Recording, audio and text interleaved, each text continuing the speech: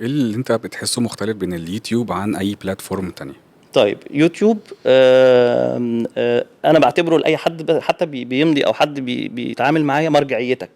يعني انا عايز ارجع لحاجتي اللي انا عملتها من 5 سنين، هو يوتيوب مش فيسبوك. فيسبوك تحس انه ملخبط شويه في حته الترتيب الكونتنت، وحته ان الكونتنت ترجع له بعد كده.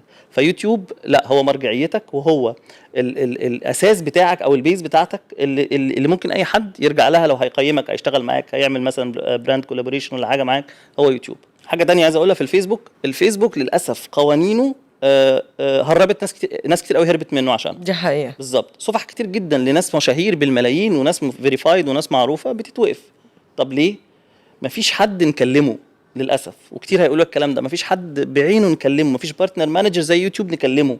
فانت بتوه مش عارف تحل المشكله ازاي، بتكلم سبورت تحس ان هو روبوت، اه مع انه انسان بس هو روبوت. يا فندم ارجع للارتيكل ده، يا فندم روح مش عارف اقرا راستر ايه الراوتر. بالظبط ما كده. بيساعدش. راستر الراوتر ما بيساعدكش في حاجه. فعشان كده فيسبوك محتواه، يعني مثلا محتوى السياسي ما ينفعش يبقى موجود على يوتيوب، على فيسبوك اسف، ما ينفعش يبقى موجود على فيسبوك. حاجات كتير ما تنفعش هيتقفل. على الفيسبوك. بالظبط كده.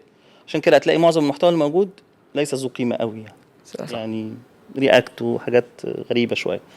عشان كده يوتيوب هو محتوى تعليمي موجود، المحتوى التحفيزي موجود، والرياضي موجود، والرياضي موجود، صح. كل حاجه موجوده، والميوزك المحترمه الجميله برضو موجوده، كل حاجه موجوده.